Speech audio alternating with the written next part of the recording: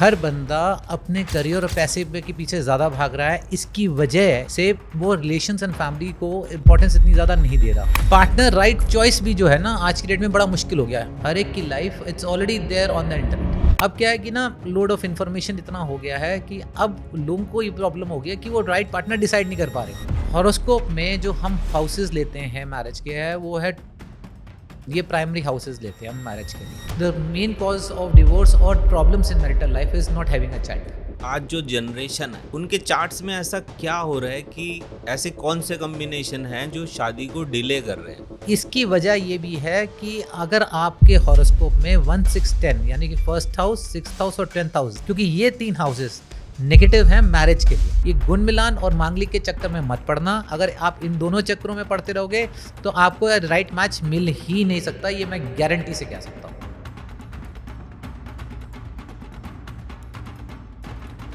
नमस्कार दोस्तों, एक ज़माना था जब माँ बाप बच्चों की शादियाँ जल्दी कर देते थे, लेकिन आज के टाइम में आपने देखा होगा कि माँ बाप की सबसे बड़ी प्रॉब्लम है उनके बच्चों की शादी में डिले हो रहा है, देरी से हो रही है। यहाँ तक भी बच्चे भी डिसाइड नहीं कर पा रहे हैं कि शादी करें या ना करें, राइट पार्टनर नहीं मिल रहा है। तो आज हमारे साथ इस पॉडकास्ट में एक बहुत ही बेहतरीन पर्सन है जो इन सब का सॉल्यूशन आपको दे सकते हैं। आजगणेशा.com पर एस्ट्रोलॉजर रह चुके हैं, 2005 से प्रैक्टिस कर रहे हैं और लाखों लोगों की ज़िंदगी को उन्होंने बदला है, सजेशंस दी हैं।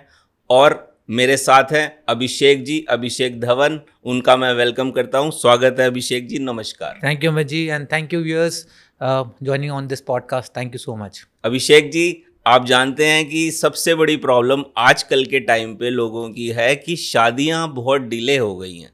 वो शादी तो करना चाहते हैं लेकिन उनको राइट पार्टनर नहीं मिलता। उनके मन में ये विचार आता है कि भाई सही पर्सन ही ढूंढता रहूं। दूसरा विचार आता है कि अभी मैं रेडी नहीं हूँ शादी के लिए। आप इसके बारे में बताएं कि ऐसा क्यों हो रहा है कि पहले के टाइम पे जो पर्सन होते थे वो जल्दी शादी कर लेते थे और आज के टाइम पे 30-30 साल में भी शादियां नहीं हो रही हैं। देखो अमित जी, मैं ये आपको बताता हूँ कि मेन बात ये है कि इसका एस्ट्रोलॉजी से ज़्यादा हो गया है साइकोलॉजी, या हमारी कम्युनिटी कैसे चल रही है, क्या उस पर आजकल सब लोगों के व्यूज़ एंड हैं और लोगों की अपनी अपनी धारणाएं बन चुकी हैं कई चीज़ों को लेके। इस वजह से ज़्यादा हो रहा है। देखो पहले क्या होता था कि पहले जल्दी शादियां हो जाती थी। क्योंकि ना उनके पास सिस्टम ये था कि भाई उनके दिमाग में ये होता था कि हमें एक फैमिली बनानी है, एक हमें अपनी ज़िंदगी को आगे उस हिसाब से बढ़ाना है। आज की डेट में लोग अपने करियर के बारे में जाके लेके सोचते हैं। हर बंदा अपने करियर और पैसे के पीछे ज़्यादा भाग रहा है। इसकी वजह से वो रिलेशंस एंड फैमिली को इम्पोर्टेंस इतनी ज़्यादा नहीं दे रहा। मतलब लोग कैरियर ओरिएंटेड ज़्यादा हो गए हैं आज की डेट में और रिलेशनशिप्स को उन्होंने पीछे रख दिया है। क्या मैं सही बता रहा हूँ? बिल्कुल। इसका मेन रीज़न ये भी है कि हमारे चारों तरफ इतनी सारी चीज़ें हो चुकी हैं कि हर बंदा उसको एक्वायर करने में लगा हुआ है। अब आप लेटेस्ट आप देखो कि वो iPhone 17 लॉन्च हुआ, इसी का ले लो, है ना। अब उन्होंने जो प्राइस पॉइंट पे लॉन्च किया है, लोगों का चाहे उनकी जॉब में उनको 20-25 हज़ार की जॉब है बट उनको लेना है। राइट। अब अगर वो EMI पे लेते तो उनका फोकस कहाँ चला जाएगा कि भाई EMI चुकानी है। बिल्कुल। अब EMI चुकाने के लिए उनको ज़्यादा काम करना पड़ेगा। अगर वो शादी में या किसी और चीज़ों में खर्चा करते हैं तो फिर उनको वो सब जो है चीज़ें रह जाएंगी, वो ये EMIs नहीं चुका पाएंगे। तो उनको ये अब क्या हो गया कि मेरे को जो ओवरऑल जो संसार की चीज़ें वो एक्वायर करनी है और उसके लिए उसको पैसे देने हैं। उसके लिए वो करियर में और फाइनेंस के उस दिमाग में उसे घूमता रहता है और इसी वजह से उसका जो फैमिली और रिलेशंस की तरफ है वो बिल्कुल अलग हो चुका है। या फिर ऐसा पार्टनर मिल जाए जो EMI भर दे। हाँ, ये बात भी आप ठीक कह रहे हो कि भाई EMI वाला पार्टनर वो भर जाए। मगर मेन बात ये है कि पार्टनर राइट चॉइस भी जो है ना आज की डेट में बड़ा मुश्किल हो गया है। इसका ये मेन है कि बिकॉज हर एक की life it's already there on the internet. आप किसी की प्रोफाइल को जाके चेक कर सकते हो, वो इंस्टाग्राम पे क्या है, उसका फेसबुक अकाउंट पे क्या है, उसकी ओवरऑल प्रेजेंस क्या है। हर एक बंदा ऑनलाइन आजकल वो जो भी चीज़ कर रहा है वो ऑनलाइन अवेलेबल है, सामने पता है। अब क्या है कि ना इतनी सारी चीज़ें, ओवरलोड ऑफ इन्फॉर्मेशन इतना हो गया है कि अब लोगों को ये प्रॉब्लम हो गई है कि वो राइट पार्टनर डिसाइड नहीं कर पा रहे कि यार ये इसमें ये कमी है या उसमें वो कमी है। और इसकी वजह से क्या है वो इंडिविजुअल ही रह जाते हैं। उनको ये लगता है कि हम अकेले ठीक हैं, दूसरे से शादी करने से अच्छा दो। तो क्या एक माइंडसेट बन चुका है। अब यहाँ पे अगर हम ग्रहों की स्थितियों को भी देखें, ग्रहों की स्थितियाँ क्या होती हैं कि वो आपकी ह्यूमन बायोलॉजी के साथ चलती हैं। ऐसा नहीं है कि आप अलग चल रही हो और आपकी ग्रह स्थिति अलग चल रही है और आपकी ह्यूमन बायोलॉजी अलग चल रही है, ऐसा नहीं है। हॉरोस्कोप में जो हम हाउसेज लेते हैं मैरिज के है वो है 2, 7 और 11, ये प्राइमरी हाउसेज लेते हैं हम मैरिज के लिए, ठीक है ना। अब अगर बच्चा है कोई 10-12 साल तक का है, उसकी लाइफ में बिकॉज उसके ह्यूमन साइकोलॉजी उस टाइम पे बायोलॉजी जो है वो ये है कि वो पढ़ाई की तरफ होगा, तो Right. चाहे वो उसके 2nd house, 7th house, 11th house activate हो रहे हो, बट वो कहाँ यूज अप होंगे, उसकी एजुकेशन में। आप ये कहना चाहते हैं कि 2, 7, 11 जो हाउसेस हैं वो बचपन में एजुकेशन में कंज्यूम होते हैं और मैरिज में बाद में जब एज आती है तब कंज्यूम होते हैं। थोड़ा सा इसको डिस्क्राइब कर सकते हैं, 2, 7, 11 क्या है ये? देखो 2, 7, 11 ये हो गया कि जो हमारी कुंडली है उसमें 12 हाउसेस हैं, ठीक है ना। Right. उसमें से जो हाउसेस मैं आपको बता रहा था कि भी मैरिज के लिए जो मेन या इंपॉर्टेंट हाउसेस है वो 2nd हाउस है, 7th हाउस और 11th हाउस। 2nd हाउस आपका हो गया फैमिली, 7th हाउस हो गया आपका मैरिज के लिए और 11th हाउस हो गया उसका गेन, ठीक है ना। बट 2nd हाउस के और भी सिग्निफिकेंस है जिसको कहते हैं हम एक्यूमुलेशन ऑफ वेल्थ। बचपन में या एक्यूमुलेशन ऑफ वेल्थ क्या होगी, आपकी एजुकेशन, आपकी जो ज्ञान है वो एक्यूमुलेशन में आ जाता है, वो आपकी एक वेल्थ की तरह काउंट होती है। 7th हाउस आपका हो गया फ्रेंड सर्कल भी। 7th हाउस आपके पार्टनर्स हो गए जो आपके साथ क्लास में है, और 11th हाउस भी जो है वो फ्रेंड सर्कल को डिनोट करता है। तो आपका 2, 7, 11 जो है वो पढ़ाई और साथ में उसके गेन और प्लस आपके फ्रेंड सर्कल, ये इंपॉर्टेंट हो जाता है उस टाइम पे। अब जब शादी का टाइम आता है, जो नॉर्मली हम देश काल पात्र के हिसाब से, देश काल पात्र हो गया कि इस समय पे एक पर्सन कौन सी स्टेट में रह रहा है, मतलब जैसे आप इंडिया का पर्सन और एक अमेरिका का पर्सन की दोनों की सोच का फर्क होगा, राइट। चाहे सेम एज में हो, तो देश काल और पात्र यहाँ फर्क पड़ता है। आज से 30-40 साल पहले चले जाओ तो शादियाँ क्या हो रही थी, 20-22 साल की उम्र में हो रही थी, और अब क्या है, शादियाँ हो गई हैं 29-30 की एज में, ठीक है। अब है क्या कि इसको हम कहते हैं देश काल और पात्र, कि पर्सन किस टाइम फ्रेम में रह रहा है। अब हमारा ये कहना है सिंपल कि शादी में डिले आपका 2 वजह से हो सकता है। एक तो है सेल्फ, कि आपने खुद सोच रखा कि मुझे अभी या तो पढ़ाई करनी है या करियर बनाना है। अब मान लो एक डॉक्टर है, उसको 27-28 साल की उम्र तक तो उसकी वैसी पढ़ाई चल रही है, 28 साल के बाद वो अपने करियर बनाना शुरू करता है, 2-3 साल उसमें करियर में बनाता है, उसके बाद 30-32 साल की उम्र में जाके शादी करते हैं, क्योंकि पढ़ाई अब इतनी ज़्यादा हो चुकी है उसमें। और अगर हम उसकी बात करें करियर के बारे में, लोग करियर बनाने लग जाते हैं कि भाई हमें पहले करियर बनाना है, 25-26 साल की उम्र के बाद 4-5 साल हमें करियर बनाना, उसके बाद शादी करनी है। तो ये क्या है कि ये माइंडसेट हो गया।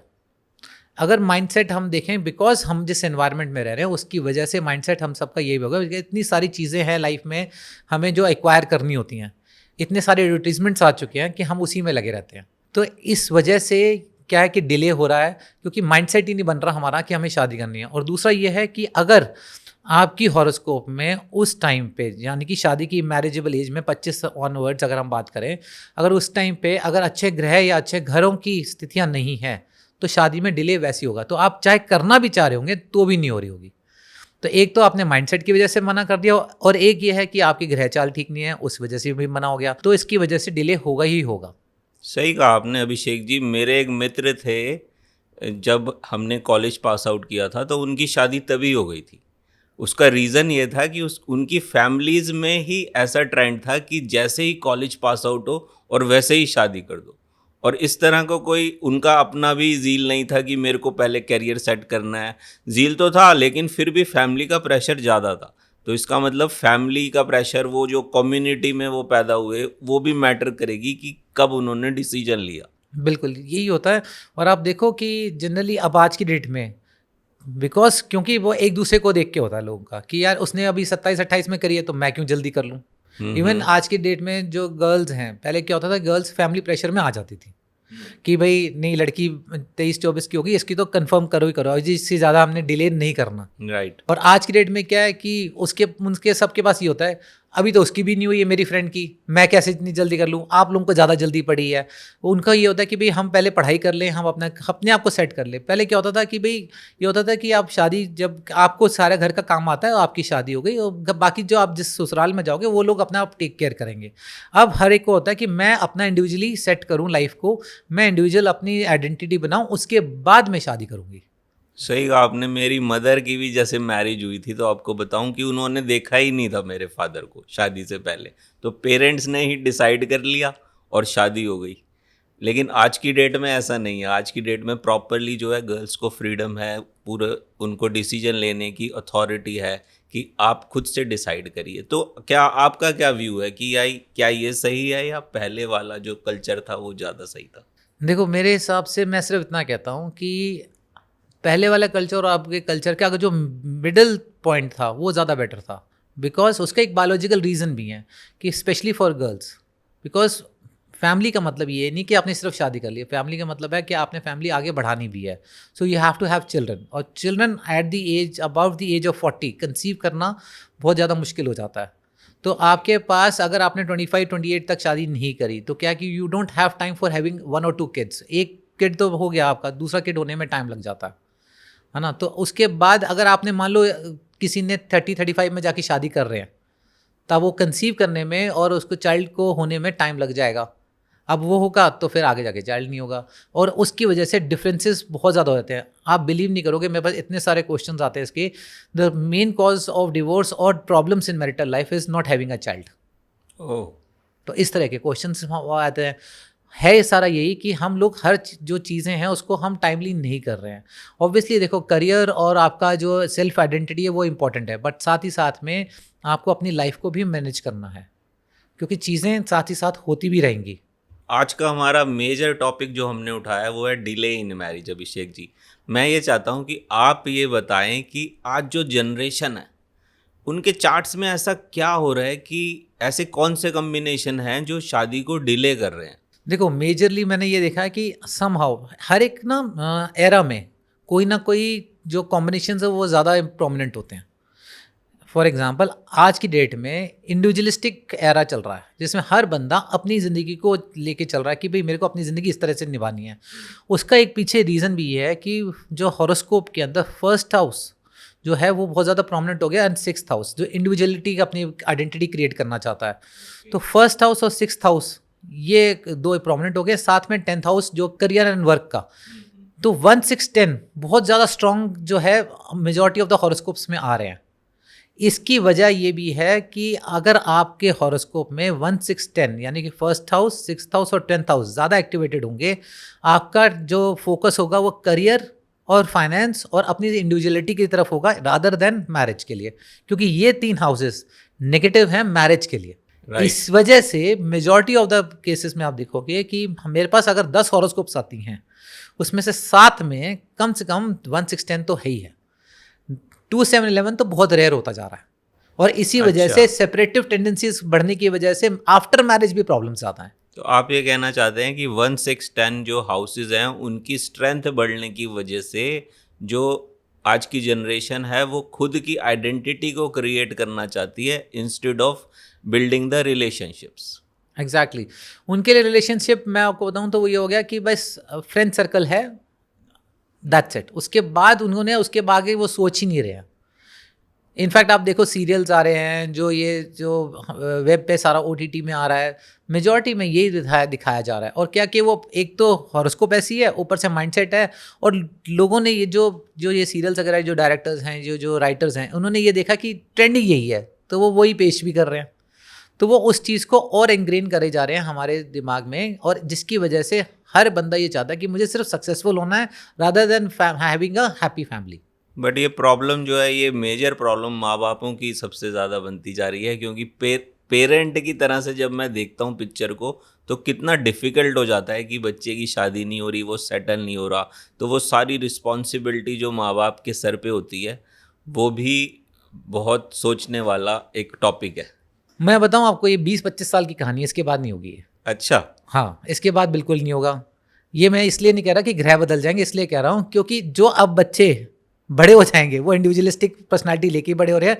अब वो समझने लग जाएंगे इस बात को कि अगर शादी डिले हो रही है या नहीं हो रही है, इट्स ओके। ओके। हमारे जो माँ बाप थे, या अब जो अभी माँ बाप हैं इस टाइम पे, जिनके बच्चों की शादियाँ हो गया, वो उस एरा से हैं जहाँ पे मैरिजेस टाइमली हो चुकी थी। राइट। और अब बच्चे धीरे धीरे जो अब 28-30 साल की उम्र में शादी कर रहे हैं, अब जाके माँ बाप जब बनेंगे और जब उनके बच्चे उस एज में आएंगे, तब उनको लगेगा ये तो नॉर्मल है। तो वो प्रेशर वगैरह वो ऑटोमेटिकली कम हो जाएगा। बट इस टाइम पे ये एक फैक्ट है, आप मानोगे नहीं कि कितने सारे जो पेरेंट्स हैं उनके क्वेश्चन आते हैं कि मेरे बच्चे की शादी कब होगी। पहले क्या होता था, लोगों का ये होता था कि भी मेरा बच्चा सेटल कब होगा। अब आता है क्वेश्चन, मेरे बच्चे की शादी कब होगी, या मेरे बच्चे की मैरिड लाइफ खराब चल रही है, इसको कैसे ठीक किया जाए। अगर किसी की मैरिड लाइफ खराब दिख रही हो हॉरोस्कोप में और उसकी शादी, आप रिकमेंड करेंगे कि नहीं करेंगे? देखो, अगर किसी की हॉरोस्कोप में ये दिख रहा है कि मैरिड लाइफ उसकी आगे जाके खराब है, तो उसको शादी करनी चाहिए या नहीं करनी चाहिए? मेरे हिसाब से तो ये है कि शादी तो करनी चाहिए, बट इम्पॉर्टेंट ये है कि किसके साथ करनी चाहिए। ओके। अब किसके साथ करनी चाहिए? जिसकी हॉरोस्कोप में, सामने वाले की हॉरोस्कोप में अगर मैरिड लाइफ स्ट्रांग है, तब तो मैरिड लाइफ जिसकी वीक है उसके साथ चल जाएगी। मगर अगर सामने वाले की हॉरोस्कोप में मैरिड लाइफ वीक है, तो ये प्रॉब्लम्स बढ़ेंगी और फिर वो सेपरेशन और डिवोर्स वगैरह के सारे चांसेस फिर बहुत ज़्यादा बढ़ जाएंगे। इसलिए मैं लोगों को कहता हूँ कि आप अपनी हॉरोस्कोप से ज़्यादा इंपॉर्टेंट ये रखो कि जिससे आपकी शादी होने वाली है, या माँ बाप जो अपने बच्चे की शादी करना चाह रहे हैं, सामने वाले की हॉरोस्कोप कैसी है वो इंपॉर्टेंट है जानना, रादर देन कि भाई मेरे उसके साथ, मेरे बच्चे की उसके साथ हॉरोस्कोप मैच हो रही है या नहीं हो रही। अगर सामने वाले की हॉरोस्कोप में, चाहे वो लड़का हो चाहे वो लड़की हो, अगर मैरिड लाइफ अच्छी दिखा रहा है, यानी कि उसमें हॉरोस्कोप में 2nd house, 7th house, 11th house, 5th house और 9th हाउस, ये सारे हाउसेस जो पॉजिटिव हाउसेस हैं for marriage and marital life, अगर तो ये अच्छे आ रहे हैं फ्यूचर दशा पीरियड में, तब तो वो आप उस पर्सन के साथ शादी कर दो। अगर नहीं आ रहे हैं और आपके खुद के बच्चे की हॉरोस्कोप वीक है, तो आप ये समझ लो कि आपके लिए प्रॉब्लम क्रिएट होगी और आपके बच्चों के लिए भी ये प्रॉब्लम क्रिएट होगी। इसलिए बहुत इंपॉर्टेंट है कि हॉरोस्कोप को सही से चेक कराना। ये गुण मिलान और मांगलिक के चक्कर में मत पड़ना। अगर आप इन दोनों चक्करों में पड़ते रहोगे तो आपको राइट मैच मिल ही नहीं सकता, ये मैं गारंटी से कह सकता हूँ। आप ये कहना चाहते हैं कि गुण मिलान और मांगलिक को निगलेक्ट करके प्रॉपर हॉरोस्कोप मैचिंग करानी चाहिए और उसके बाद में डिसाइड करना चाहिए कि शादी जो है वो किससे करनी है। एग्जैक्टली देखो, गुण मिलान और मांगलिक का जैसे मैं आपको बताता हूँ कि गुण मिलान जो होता है वो 1/9 ऑफ द हॉरोस्कोप है, क्योंकि वो सिर्फ चंद्रमा पे बेस्ड है। यानी कि बाकी के जो 8 ग्रह हैं वो आप उनको बिल्कुल ही निगलेक्ट कर रहे हो। उसके अलावा दशा क्या चल रही है, योग क्या है, आप उनको कोई कंसिडरेशन नहीं दे रहे। अगर आप 1/9 के ऊपर डिसाइड कर रहे हो कि अच्छा या खराब है, तो आप खुद सोच के देखो, क्या आप जस्टिस कर रहे हो कि बिल्कुल ठीक डिसीजन ले रहे हो? जब आप पूरी चीज़ों को आप एनालाइज ही नहीं करें तो आप डिसीजन भी ठीक नहीं ले सकते। मान लीजिए कि किसी की हॉरोस्कोप में, लेट्स से कि अगर आपकी लड़की है या आप खुद गर्ल हो और आप किसी प्रोस्पेक्टिव ग्रूम के लिए तलाश कर रहे हो और आपको मैच करानी हॉरोस्कोप, अब उस केस में लेट्स एग्जाम्पल फॉर ऐसे कि सामने वाले के हॉरोस्कोप के में जब आपने मैच किया, गुण मिलान किया, तो वो इट इज़ 27 या 30 आउट ऑफ 36 भी अच्छा स्कोर है। आप मांगलिक नहीं हो, सामने वाला भी मांगलिक नहीं है, तो जनरली लोग क्या सोचेंगे कि यार ये तो बहुत अच्छा मैच है ना। मगर सामने वाले के हॉरोस्कोप में इंडिविजुअलिस्टिक कैरेक्टर बहुत ज़्यादा है, उसमें 1st हाउस, 6th हाउस और 10th हाउस बहुत ज़्यादा भरा पड़ा है। अब वो 1, 6, 10 सामने वाले के हॉरोस्कोप में सेपरेटेड टेंडेंसीज को क्रिएट करेगा, जिससे डिवोर्स की प्रॉब्लम बढ़ जाएगी। क्या उससे शादी करनी चाहिए? ऐसे पर्सन से नहीं करनी चाहिए।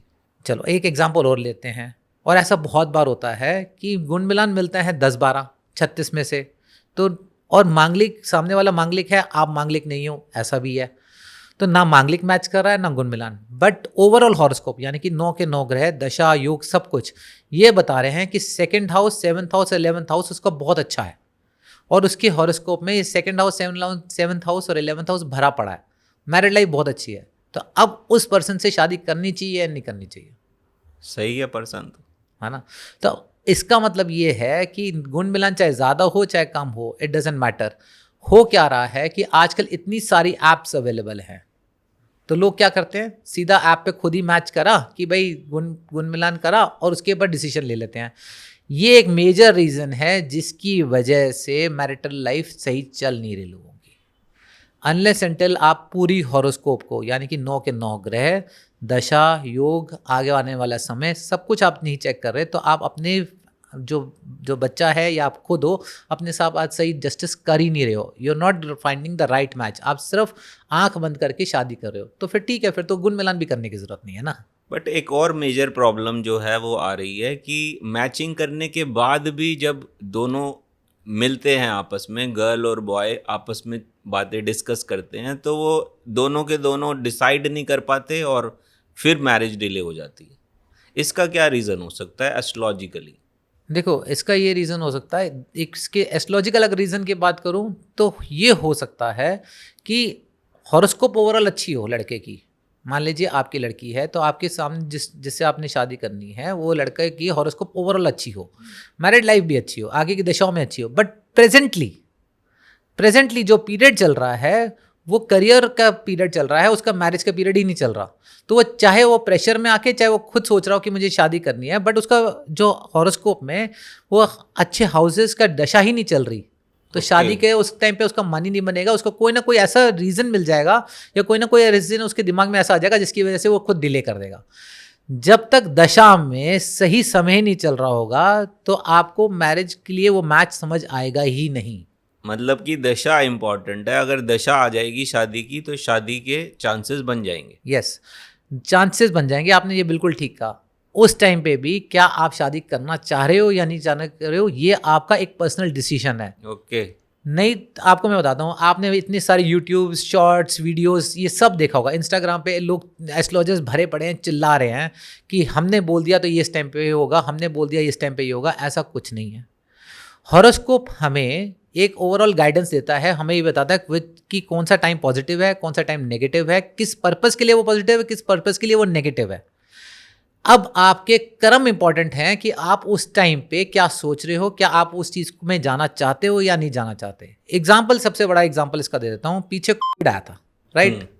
उस टाइम पे क्या लोगों के 2nd house, 7th house, 11th house activate नहीं होंगे? बिल्कुल होंगे। यानी कि शादी का समय उनके लोगों के लिए आ रहा होगा दशा में। बट क्या था कि उस टाइम पे माइंडसेट क्या था कि नहीं, घर से बाहर ही नहीं निकलना है, अपने आप को सेफ रखना है, अपनी हेल्थ पे ध्यान रखना है सिर्फ। तो उस टाइम पे फोकस ये था कि भाई हम अपने फैमिली के साथ रहें, अपने फैमिली को सिक्योर रखें, बस इतना ज़्यादा था। तो उस टाइम पे मैरिज का सेल्फ डिसीजन था लोगों का कि नहीं करनी। और ऑब्वियसली एक तो लॉकडाउन था तो वैसे भी नहीं हो सकती थी।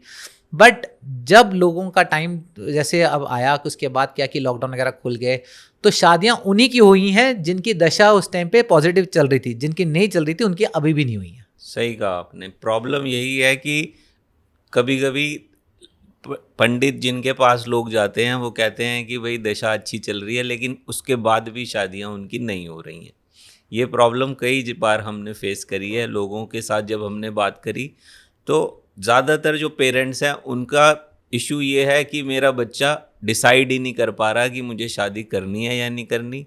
अगर बच्चे ने डिसाइड कर लिया है तो उसको राइट पार्टनर नहीं मिल रहा है, और अगर राइट पार्टनर मिल रहा है तो ये भी देखा गया है कि इंगेजमेंट होने के बाद भी बहुत सारे केसेस अब सामने आ रहे हैं कि दोनों डिसाइड करते हैं कि हमें शादी के लिए आगे नहीं बढ़ना। ऐसा क्या कॉम्बिनेशन होता है कुंडली में कि इंगेजमेंट होने के बाद भी शादी टूट जाती है? देखो, इसके ना 2 रीज़न होते हैं जनरली, मैं आपको बता रहा हूँ जो ज़्यादा आते हैं। ऐसा एक्सेप्शंस तो कुछ भी हो सकते हैं, बट जो सबसे ज़्यादा आते हैं वो ये है कि लोग ना प्रॉपरली हॉरोस्कोप को चेक ही नहीं करें। मेजर रीज़न ये है क्या कि मान लीजिए कि भाई हॉरोस्कोप में शादी का एक टाइम आ रहा है, अब शादी किससे होगी ये तो हॉरोस्कोप डिसाइड नहीं करता। अच्छा, लेकिन कुछ ऐसे लोग हैं जो ये कह रहे हैं कि आप सिर्फ मुझे डेट ऑफ बर्थ बता दीजिए और मैं आपको बता दूंगा कि उस लड़की का क्या नाम होगा, वो कहाँ रहती होगी। ऐसे भी बहुत सारे क्लेम्स अभी मार्केट में चल रहे हैं। बिल्कुल चल रहे हैं। और आप खुद अपनी लॉजिक लगाओ, आप कोई भी हॉरोस्कोप किसी भी पंडित के पास ले जाओ, ये गारंटीड है, 100% मैं दावे के साथ कह सकता हूँ, वो ये नहीं बता सकता कि ये मेल की हॉरोस्कोप है कि ये फीमेल हॉरोस्कोप है। जब वो ये नहीं बता सकता तो वो ये क्या नाम कहाँ से बता देगा। और नाम तो एक अपने हर एक की पर्सनल चॉइस है, ये सिर्फ एक सेलिंग फीचर है। अगर आपको वो ये सब नहीं कहेंगे तो आप उनकी बात सुनोगे भी नहीं। बट कहीं ना कहीं आपको अपने कॉमन सेंस और लॉजिक तो लगाना ही पड़ेगा। हॉरोस्कोप जो है वो नाम डिसाइड नहीं करती है, नाम आपके पेरेंट्स डिसाइड करते हैं। आपका हॉरोस्कोप यह है कि नक्षत्र के हिसाब से आपको अक्षर दे सकता है, बट क्या आपने वो उस नक्षत्र पे के हिसाब से अक्षर पे रखा है या नहीं रखा, ये आपकी पर्सनल चॉइस है। और आप नहीं भी रखोगे तो आप पे कोई बहुत बड़ा पहाड़ नहीं टूटने वाला। और बहुत सारे लोगों को तो अपने हॉरोस्कोप के बारे में पता ही नहीं होता, उनको ये एग्जैक्ट टाइम ही नहीं पता, तो नहीं पता। मैं जो आपको ये बात बता रहा था कि आपने जो ये प्रश्न किया है कि मैरिज की फिक्स होने के बावजूद भी, एंगेजमेंट होने के बाद भी लोगों की शादियां टूट जाती हैं। हाँ जी। तभी मैं कहता हूं कि हॉरोस्कोप को प्रॉपरली एनालाइज करना चाहिए। जिस टाइम पे एंगेजमेंट हो रही है उसके बाद का दशा पीरियड, जितना टाइम में 6 महीने में या 1 साल में या 2 साल में, आप लोगों ने, कई लोग कहते हैं कि ना हम 2 साल बाद करेंगे जी, अभी कर देते हैं, एंगेजमेंट या फिक्स कर देते हैं, 2 साल बाद शादी करेंगे, क्योंकि अभी बच्चे की पढ़ाई खत्म होनी है या बच्चा बाहर गया हुआ है अपने काम पे, वो वहाँ से जब वापस आएगा तब उसके बाद करेंगे। उस 2 साल की पीरियड में या 6 महीने की पीरियड में अगर नेगेटिव कॉम्बिनेशंस बन रहे हैं ड्यूरिंग इन द दशा पीरियड, अगर हाउसेस नेगेटिव आ रहे हैं तो 90% चांसेस ये होता है कि वो शादी टूट जाएगी। वो चाहे आपकी लव अफेयर की वजह से हो, कईयों का क्या होता है कि शादी वो अपने पेरेंट्स की मर्जी से कर रहे होते हैं but they have a love interest. Okay. अब during the time of engagement ये हो सकता है कि जो पीरियड चल रहा था वो इसलिए इस तरह का चल रहा था कि भी पेरेंट्स की ये बात को एग्री करने का। आफ्टर एंगेजमेंट हो सकता है कि वो पीरियड ऐसा चल रहा हो या ऐसे पीरियड एक ऐसा है जिसमें लव इंटरेस्ट बहुत ज़्यादा बढ़ जाए। अब जिससे लव ऑलरेडी था उससे शादी करने का जो है उसका दिमाग में ये आ जाएगा कि मेरा मन उस करेगा कि उसके साथ शादी कर लूँ। तो क्या है कि जिससे फिक्स हुई है उसको वो ब्रेक करने की कोशिश करेगा और जिससे चाहता है उसके साथ करने की कोशिश करेगा। तो एक तो लव इंटरेस्ट हो गया। दूसरा ये है कि मान लीजिए कि उसकी हॉरोस्कोप में ऐसा बहुत बार होता है कि उसकी हॉरोस्कोप में किसी पर्सन की दशा उस टाइम पे चेंज हो रही है टुवर्ड्स करियर, या वो सेपरेटिव प्लैनेट्स आ रहे हैं। अगर सेपरेटिव प्लैनेट्स एंड हाउसेज आ रहे हैं उस टाइम पे, तो उस टाइम पे क्या होगा कि ब्रेक ऑफ एंगेजमेंट के कॉम्बिनेशन बन जाते हैं। इसलिए मैं अब लोगों को ये कहता हूँ कि शादी का टाइम मैं लोगों को वो फिक्स करके बताता हूँ कि इससे इस टाइम के बीच में शादी का फिक्सेशन, साथ में मैरिज हो जाना इम्पॉर्टेंट है। और दूसरा एक और इम्पॉर्टेंट चीज़ है, आफ्टर मैरिज अगर 2-3 साल का पीरियड अच्छा नहीं आ रहा तो मैं उनको पहले अवेयर कर देता हूँ कि 2-3 साल का पीरियड मैरिटल लाइफ के लिए अच्छा नहीं आ रहा, या तो अभी मत करो, 2-3 साल बाद करना। क्योंकि होता क्या है कि शादी करते ही अगर ख़राब पीरियड आ गया which is negative for marital life, तो स्टार्टिंग में जो प्रॉब्लम्स जितनी आती हैं वो दिमाग में घर कर जाती हैं। अगर स्टार्टिंग में यानी कि 2-3 साल अगर पीरियड अच्छे हैं आफ्टर मैरिज, तो क्या है दिमाग में क्या चलता है कि यार पहले ठीक था, अब कुछ प्रॉब्लम आ रही है, बट जो पिछली मेमोरीज हैं वो पॉजिटिव है। उस पॉजिटिव मेमोरीज की वजह से आप कॉम्प्रोमाइज़ कर लेते हो। शादी के तुरंत बाद अगर वो नेगेटिव पीरियड आ गया तो आप कॉम्प्रोमाइज़ कर नहीं पाते, आप एडजस्ट ही नहीं कर पाते, तभी प्रॉब्लम आती है कि भाई लोग उसी टाइम पे सेपरेट हो जाते हैं। शादी के 5 साल बाद जो चांसेस हैं और divorce and separation extreme cases में ही होता है, नहीं तो सबसे ज़्यादा स्टार्टिंग में ही हो जाते हैं। अभिषेक जी, जिन कुंडलियों में ये सारे सेपरेटिव टेंडेंसीज और ये जितने भी मैलेफिक प्लैनेट्स आपने बताए ये सब हैं, डिवोर्स के भी कॉम्बिनेशन हैं, तो इनके लिए कोई रेमेडीज़ भी हैं क्या कि ये सब सही हो सकता हो? देखो, रेमेडीज़ ना 2 तरीके की होती हैं, एक तो एस्ट्रोलॉजिकल है और अपने एक काउंसलिंग वाली है। मैं आपको सी बता रहा हूँ, और लोगों को लगता है कि काउंसलिंग क्यों लेनी चाहिए, बट लेनी चाहिए। देखो, काउंसलिंग के लिए ऑब्वियसली आपको एक काउंसलर के पास जाना चाहिए जो आपको सही गाइडेंस दे सकता है, या कोई मेंटर आप पकड़ लो। और एस्ट्रोलॉजिकल जो मैं आपको रेमेडीज़ की बात करता हूँ, एस्ट्रोलॉजी में बहुत सारी रेमेडीज़ होती हैं जो इस प्रॉब्लम से रिलेटेड होती हैं, बट उसके लिए एक और इम्पॉर्टेंस ये है कि आपकी हॉरोस्कोप में क्या दशा पीरियड चल रहा है, कौन से प्लैनेट्स उस टाइम पे हैं, और आपके प्लैनेट कौन सा अच्छा है या ख़राब है, उस पर डिपेंड करता है। बट अगर मैं बेसिक की बात करूँ तो अगर जिस टाइम पे आपको लेट्स से कि भाई उस टाइम पे सही टाइम नहीं चल रहा, तो उस टाइम पे कौन सी दशा चल रही है, कौन सा लॉर्ड है उसका, एक तो उसके मंत्र बहुत इंपॉर्टेंट है। मान लीजिए कि भाई चंद्रमा की दशा चल रही है, वो नेगेटिव है मैरिटल लाइफ के लिए, तो चंद्रमा के मंत्र ओम श्राम श्रीम श्रोम स चंद्रमा से नमः, ये कम से कम नहीं तो 11,000 बार 21 दिन में ख़त्म करने चाहिए, और स्टार्टिंग फ्रॉम मंडे। अच्छा, इसी तरह से अगर दशा कोई और चल रही है तो मंत्र भी डिफरेंट होगा और उसकी क्वांटिटी भी डिफरेंट होगी। हाँ, जो उसका नंबर है डिफरेंट होगा। फॉर एग्जांपल अगर हम मान लेते हैं कि शनि का मान लेते हैं, अगर शनि की दशा चल रही है तो शनि का मंत्र ओम प्राम प्रीम प्रोम से शनिचराय नमः, वो करने कितने 23,000 21 दिन में। ओके, तो अगर शनि की दशा चल रही है तो वो करनी है। तो दशा इम्पॉर्टेंट है, दशा आपको पता होनी चाहिए कि कौन सी दशा आपकी चल रही है, और उसके मंत्र रिसाइटेशन आप कर सकते हैं एक स्पेसिफिक क्वांटिटी के, और उसी दिन स्टार्ट करने। बिल्कुल।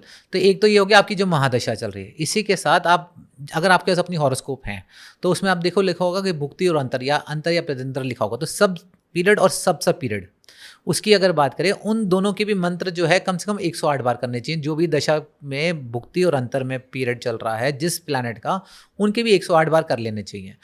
क्योंकि जब हम मंत्र करते हैं तो उससे क्या होता है कि नेगेटिव जो इफेक्ट्स हैं वो कम हो जाते हैं और पॉजिटिव इफेक्ट्स बढ़ जाते हैं, और हमें चाहिए भी यही, हमें पॉजिटिव इफेक्ट ही तो बढ़ाने हैं और नेगेटिव को कम करना है। तो दशा के मंत्र इंपॉर्टेंट है करना। मंत्र के अलावा भी कोई ऐसी चीज़ जो कई लोग मंत्र नहीं कर पाते या उतना टाइम नहीं दे पाते कि एक जगह पर बैठें और मंत्र रिसाइटेशन करें, तो उनके लिए कोई ऐसा कोई और उपाय आप देना चाहते हो? देखो, जो भी दशा भुक्ति अंतर में 3 प्लैनेट चल रहे हैं और वो जिसमें जो सबसे ज़्यादा नेगेटिव है, उसका तो खासकर उससे रिलेटेड दान ज़रूर करना चाहिए।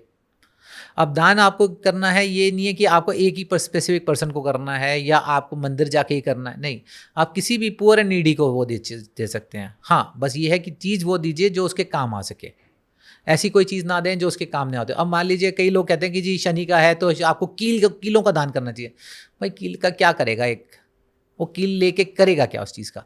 मगर आप शनि के लिए आप काली माँ की दाल का अगर दान करते हैं तो उसके लिए बेनिफिशियल है, वो उसको बना के खा तो सकता है। है ना? तो एक ये लॉजिक भी है। देखो है क्या कि it is basically a system of giving energy. आप अपनी तरफ से एक एनर्जी भेज रहे हो, वहाँ से एक पॉजिटिव एनर्जी आपको आ रही है। आप किसी को कोई गिफ्ट देते हो तो उस सामने वाले पर्सन को अच्छा लगता है कि बुरा लगता है? अनएक्सपेक्टेड मिल जाए वो भी खासकर अच्छा लगता है। अच्छा लगता है ना। तो अगर वो अच्छा लगेगा तो वो एक पॉजिटिव एनर्जी रिलीज होती है। ठीक है, तो जब वो पॉजिटिव एनर्जी रिलीज हो रही है तो वो आपको एक तरह से आपकी जो पॉजिटिव इफेक्ट्स हैं लाइफ के अंदर वो बढ़ जाते हैं। तभी आप अगर आप सबके लिए अच्छा सोचो, अच्छा करोगे तो वो ऑटोमेटिकली आपके पास वापस आएगा। बढ़िया। तो आज अभिषेक जी आपने बहुत सारी बातें हमें बताई। हम कुछ क्वेश्चंस और हैं मेरे मन में जो मैं आपसे पूछना चाहता हूँ। जनरली जो हैं वो ज्योतिषी जो हैं ये डराते हैं कि शनि 7वें घर में बैठा हुआ है इसीलिए आपकी शादी नहीं हो रही। ये कितना सत्य है? देखो, इसमें ना किसी भी परसेंटेज का सत्य नहीं है। अच्छा। हाँ, मैं ये आपको ओपनली बता रहा हूँ। लोग कहते हैं कि यार आप ऐसे कैसे कह सकते हो, हमारे तो इतने साल का एक्सपीरियंस है। सिर्फ एक शनि की वजह से कि भाई वो एक प्लैनेट आपके 7वें घर में बैठा है उसकी वजह से डिले हो जाएगा, ऐसा नहीं है। हो सकता है, और ये बहुत सारे केसेस में ये देखा गया कि भाई शनि खुद ही पॉजिटिव है हॉरोस्कोप में फॉर मैरिज। प्लैनेट कौन से हाउस में बैठा है, किसके नक्षत्र में बैठा है, किसके उपनक्षत्र में बैठा है, ये 3 लेवल तक बहुत इंपॉर्टेंट है एनालाइज करना, जो कि 99.9% एस्ट्रोलॉजर्स या पंडित नहीं कर रहे।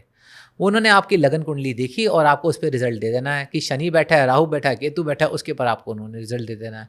बट एक्चुअली जब आप डीप में जाके चेक करते हो कि कौन से नक्षत्र में है, कौन से उपनक्षत्र में है और वो कौन से हाउसेस को सिग्निफाई कर रहे हैं, उसके ऊपर डिपेंड करता है कि ओवरऑल आपकी क्या होने वाला है, क्या वो पॉजिटिव है कि नेगेटिव प्लैनेट है।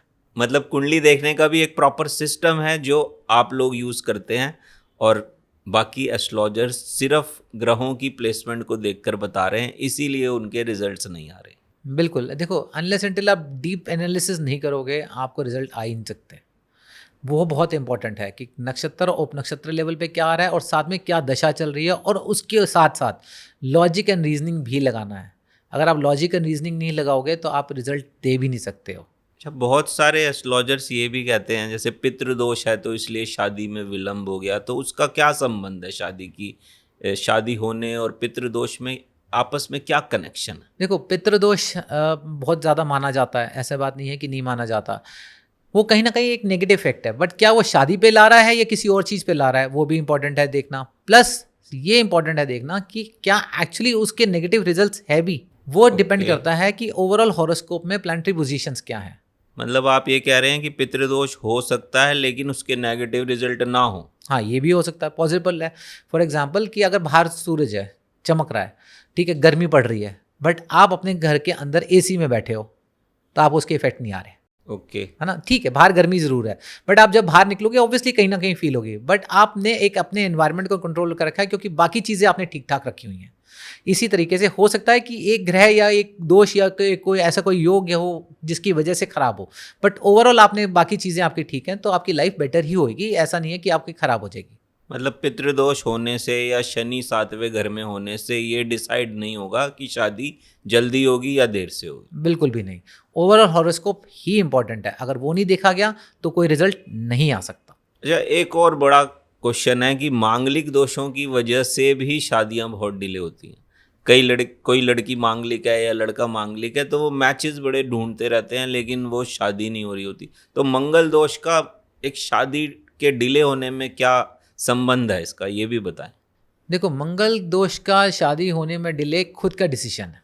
खुद का डिसीजन से मतलब? दिमाग में क्या है बैठा हुआ है, लोगों के दिमाग में लोग पंडितों ने या ऐसे एस्ट्रोलॉजर्स ने क्या डाल रखा है कि मांगलिक की शादी मांगलिक से ही होनी चाहिए और नॉन मांगलिक की शादी नॉन मांगलिक से होनी चाहिए। ठीक है, अब ऐसे मैच और उसके साथ गुण मिलान का भी उन्होंने एक फैक्टर डाल रखा है। अब आपको नॉन मांगलिक और मांगलिक वाला भी फैक्टर चेक करना है, आपको गुण मिलान भी चेक करना है। अगर जब तक वो मैच नहीं करेंगे तब तक शादी नहीं होगी। इसकी वजह से जो पोटेंशियल या जो अच्छा एक हॉरोस्कोप है, जो अच्छा एक पॉजिटिव पार्टनर हो सकता है, वो मिस आउट कर जाते हो, तो शादी होगी कहाँ से? आप उसी के चीज़ में ले जाओगे, उसको डिसाइड नहीं कर पा रहे। इसकी वजह से मंगल दोष होने की वजह से डिले नहीं है, मांगलिक नॉन मांगलिक का मैच आपस में हॉरोस्कोप नहीं कर रहा, उसकी वजह से वो खुद डिले कर रहे हैं। It's a personal decision. सिर्फ मंगल दोष की वजह से कोई डिले नहीं होता है। मेरे एक मित्र हैं, आप मानेंगे नहीं कि वो पिछले 7 सालों से अपनी बेटी का रिश्ता ढूंढ रहे हैं। उनकी बेटी जो है वो पंडितों ने कहा कि मांगलिक है, तो वो मांगलिक लड़के को ही ढूंढ रहे हैं और ऐसा कोई लड़का अच्छा मिल नहीं रहा। और जैसे ही कोई मांगलिक लड़का मिलता है तो वो उनको मना कर जाता है। तो ऐसा क्या कम्बिनेशन हो सकते हैं उसकी कुंडली में कि जो इतना प्रॉब्लम क्रिएट हो रही है? देखो, अगर उसको मैच नहीं मिल रहा है तो इसका एक मेन रीज़न हो सकता है उसकी लड़की की खुद की हॉरोस्कोप में नेगेटिव हाउसेस का टाइम चल रहा हो। ओके। ये एक मेजर रीज़न है कि जिसकी वजह से डिले है। ऐसा नहीं है, अगर किसी की हॉरोस्कोप में 2nd house, 7th house, 11th house का टाइम चल रहा है और वो शादी करना भी चाहते हैं, तो उस टाइम पे शादी होने के चांसेस बहुत ज़्यादा हाई होते हैं और हो भी जाती है। बट अगर शादी के लिए मान लीजिए दशा ही नेगेटिव है, जैसे मैंने कहा था कि एक चंद्रमा की दशा, लोग कहते हैं कि चंद्रमा बहुत पॉजिटिव होता है, या शुक्र की दशा आपकी, शुक्र बहुत पॉजिटिव होता है मैरिज के लिए, मगर शुक्र ही खुद ही 1st हाउस, 6th हाउस और 10th हाउस यानी कि 1, 6 और 10 को सिग्निफाई कर रहा है स्ट्रांगली। उस केस में शादी तो 20 साल हो चले जाएंगे, शादी नहीं होगी, चाहे वो कितना भी मैच ढूंढते रहे। तो उस टाइम पर उनको रेमेडीज करनी चाहिए शुक्र की या चंद्रमा की, जो भी दशा चल रही है। बिल्कुल। और ओवरऑल ये भी देखना है कि कौन से प्लैनेट्स और जो वीक हैं या कोई नेगेटिव हैं, तो उनके भी अगर आप उपाय करते हो तो आपको उसके पॉजिटिव रिजल्ट आते हैं। किसी भी उपाय के जो हम करते हैं, मन से करते हैं, सच्चे दिल से करते हैं, उसके रिजल्ट्स आते ही हैं, ये कंफर्म है। तो दोस्तों, आज हमने इस पॉडकास्ट में अभिषेक जी ने हमें बताया कि शादी जो है वो क्यों डिले हो रही है, कौन कौन से ऐसे भाव हैं, ऐसे घर हैं जो शादी को डिले कर रहे हैं, और कौन सी ऐसी रेमेडीज़ हैं जो आप कर सकते हैं अपने बच्चों के लिए या खुद के लिए अगर शादी में विलम्ब आ रहा है। लेकिन अभी एक ऐसा टॉपिक है बहुत इंटरेस्टिंग जो मैं अभिषेक जी से डिस्कस करना चाहूँगा। अभिषेक जी, आज का ज़माना है जेन ज़ी का ज़माना। जितने भी बच्चे हैं आजकल, वो रिलेशनशिप्स में बहुत सारी वैरायटी उनकी आ गई है, ठीक है ना, और उसमें सबसे ज़्यादा लिव इन रिलेशनशिप्स बहुत ज़्यादा बढ़ रहे हैं। तो लिव इन रिलेशनशिप्स को आप मैरिज की तरह कंसिडर करेंगे या फिर इसको डिफरेंट तरीके से देखेंगे? एस्ट्रोलॉजिकली कैसे आप चेक कर पाते हैं कि ये लिव इन रिलेशनशिप में जाएगा या शादी करेगा, ये कैसे निकाल पाते हैं? देखो, हॉरोस्कोप में इंडिकेशंस आ जाते हैं कि क्या ये पर्सन का शादी की तरफ है या लिव इन रिलेशनशिप की तरफ है। ओके। ये हॉरोस्कोप में आ जाता है। एक ना देश काल पात्र का भी फ़र्क होता है। इंडिया की अगर हम बात करें, जो प्रेजेंट सिचुएशन चल रही है ना, इसमें ज़्यादातर अभी भी लोग मैरिज की तरफ ही अपने बच्चों को पुश करते हैं, या सोसाइटी आपको मैरिज की तरफ ही पुश करती है। लिव इन इतना पॉजिटिवली लिया नहीं जाता। अगर हम यही वेस्टर्न कंट्रीज़ में ले जाएं, वहाँ पे अगर आप देखो, वहाँ पे लिव इन रिलेशनशिप है, या इवन लोग साथ भी रह रहे हैं और चाइल्ड भी है बट मैरिज नहीं हुई, उस केस में वो लोग वहाँ पे मदर का नेम लिखते हैं स्कूल में, यहाँ पे जबकि हम फादर का नेम लेते हैं। जब बच्चे का एडमिशन कराना है तो यहाँ पे फादर का नेम लिया जाता है प्राइमरी, वहाँ पे मदर का नाम लिया जाता है, राइट। अब क्या है कि हमारी सोसाइटी में, इंडियन सोसाइटी में और हिंदू सोसाइटी में, it is not considered to be a good thing. क्यों? क्योंकि आपके साथ आपकी सोसाइटी या आपकी कम्युनिटी साथ में है ही नहीं। लिव इन में यू आर जस्ट 2 पीपल। कल को कोई प्रॉब्लम आती है, कोई डिफरेंसेस आते हैं, तो there is nobody too much to support you. Whereas बाहर में वो कल्चर ही ऐसा है। तो हम जिस जगह पे रह रहे हैं, यानी कि देश काल पात्र हम जहाँ पे हैं, उस पर डिपेंड करता है।